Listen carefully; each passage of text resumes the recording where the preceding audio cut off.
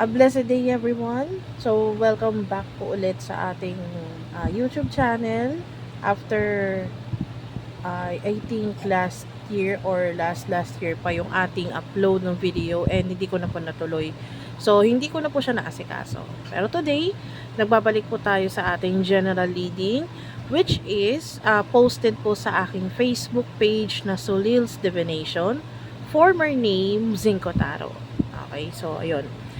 Anyway, start tayo dito sa ating first card.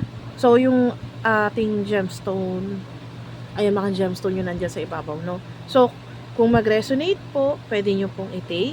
Kapag hindi po, pwede nyo naman pong iwanan. Okay? So, parang, this is general reading lang naman. So, hindi naman nakaspecify ito kung kanino lang mag-resonate, yun lang po yun. Okay, kung napili mo po, is itong first card, no? We have King of Cups. Ibig sabihin, marami ka pang mapagtatagumpayan na mga pinagdadaanan sa buhay. Marami ka nang na-achieve eh. Bukod dun sa meron ka pang ma-achieve ulit. Kaya lang, merong time na nakakalimot tayo sa sarili natin mismo. So, ito yung sinasabing parang ang mata sa taas, paa sa baba, paa sa lupa, 'di ba? So, minsan nagiging mataas ang tingin natin sa sarili natin to the point na medyo namamaliit natin yung mga tao sa paligid natin na willing to learn or yung mga new parang new person or mga beginners, 'di ba? So, sa larangan ng ating dito sa mundo, pwedeng sa spiritual or kahit sa life aspects yan o kahit anong path pa man yan. Sorry, medyo against the light yung sa card. Pero King of Cups yan ha, tatandaan po. So, kung ito ang napili mo, pinakamaganda natin gawin dyan. Pag once na nare-realize natin na medyo umaangat tayo, di ba? Babaulin natin yung paa natin sa lupa at wala namang imposible doon. So, lahat naman tayo dumadaan sa ganyan. Minsan nakakalimot kasi na-overwhelm tayo eh kung ano yung na-achieve natin eh. 'Di ba? So, mas maganda tignan pa rin natin yung sarili natin and wag nating kalimutan na nag-umpisa rin tayo sa pinakababang baba. No? Marami din tayong naging mentors or nagturo sa atin paano tayo umangat sa buhay. Pwede nating i-share yun sa mga baguhan. So, wag dapat maging madamot. Pero may mga times na kailangan nating ipagdamot. Nakukuha nyo.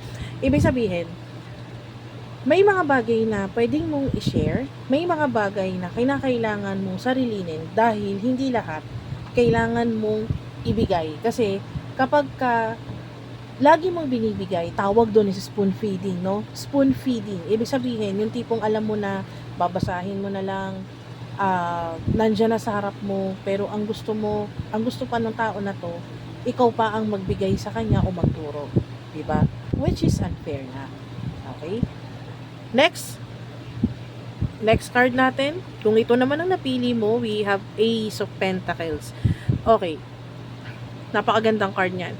Ace of Pentacles, ibig sabihin yan, yung pinaghirapan mo o yung sakripisyo mo, magbubunga na this year. Napakalaking oportunidad na darating sa'yo this year.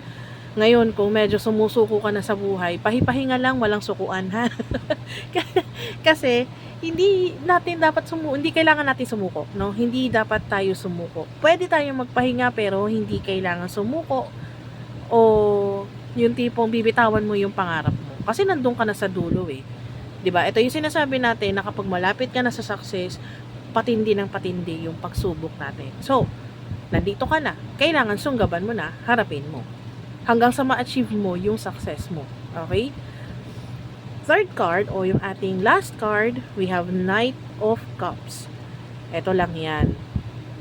Yung Knight of Cups na yan, kapag ikaw ang naghirap, ito yung sinasabi nila na kapag ayaw mong maging part ng struggles mo, then hindi rin dapat maging part ng success.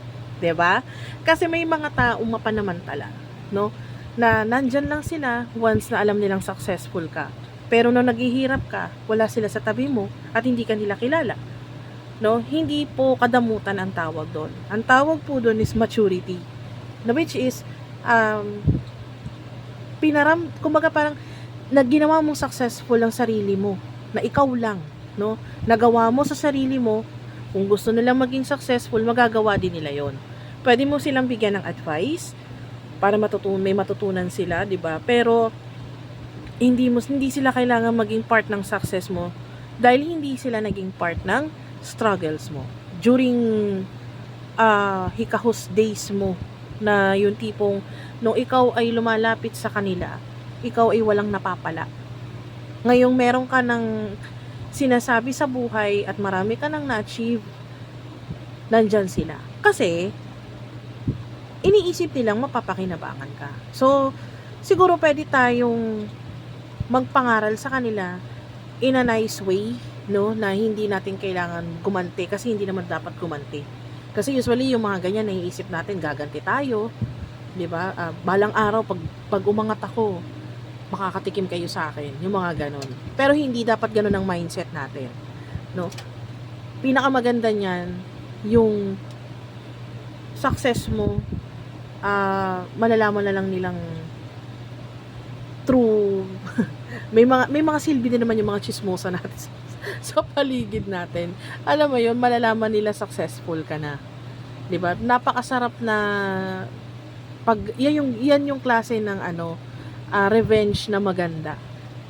Na yung pinakita mo sa kanila na kahit ginanyan ka nila, minaliit ka nila, hindi ka nila pinapansin dahil wala kang say sa buhay. Nung may narating ka na, nandyan na sila, no?